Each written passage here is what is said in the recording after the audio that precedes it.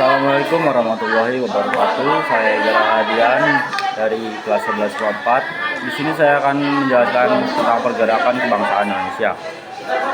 Pergerakan kebangsaan Indonesia merujuk pada periode perjuangan rakyat Indonesia untuk mencapai kemerdekaan dari penjajahan yang berlangsung sejak awal abad ke-20 hingga proklamasi kemerdekaan pada 17 Agustus 1945. Pergerakan ini dipengaruhi oleh munculnya kesadaran nasional akibat penjajahan panjang serta pengaruh gagasan modern tentang kemerdekaan, hak asasi manusia, dan nasionalisme.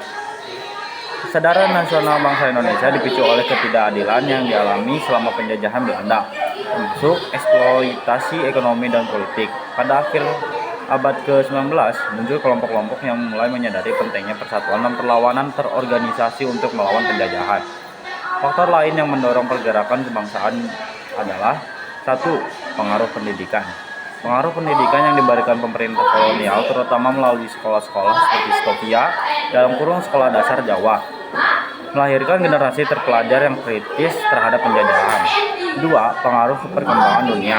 Revolusi Perancis Perang Dunia I serta gerakan nasionalisme di negara-negara lain memberi inspirasi kepada kaum muda Indonesia. 3. Kesadaran identitas nasional. Penemuan bahasa dan budaya Indonesia sebagai perekat persatuan memperkuat rasa kebangsaan. Perkembangan pergerakan nasional. 1. Periode awal pada tahun 1908 sampai 1920. Pada tahap ini pergerakan masih bersifat moderat dan bergerak di bidang sosial budaya. Organisasi seperti Budi Utomo pada tahun 1908 menjadi pelopor dalam memperjuangkan pendidikan dan kesejahteraan masyarakat. Budi Utomo, organisasi pertama yang mengedepankan kesadaran nasional. Masyarakat Islam berdiri pada 1912, memadukan aspek keagamaan dan ekonomi untuk melawan dominasi Belanda dan Tionghoa di sektor perdagangan. Periode radikal pada tahun 1920 sampai 1930. Pada periode ini muncul organisasi yang lebih radikal dalam menuntut kemerdekaan. Indische Partis pada tahun 1912, organisasi politik pertama yang secara tegas menuntut kemerdekaan. Partai Komunis Indonesia atau PKI berdiri pada tahun 1920, mengusung gagasan anti penjajahan dan perjuangan kelas.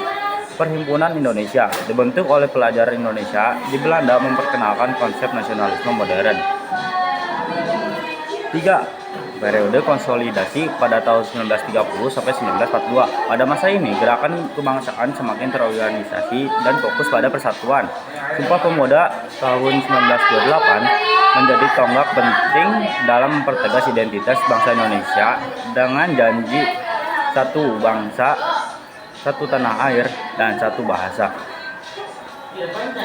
Partai Nasionalis Indonesia (PNI) didirikan oleh Soekarno pada 1927. Organisasi ini kekuatan utama dalam memperjuangkan kemerdekaan.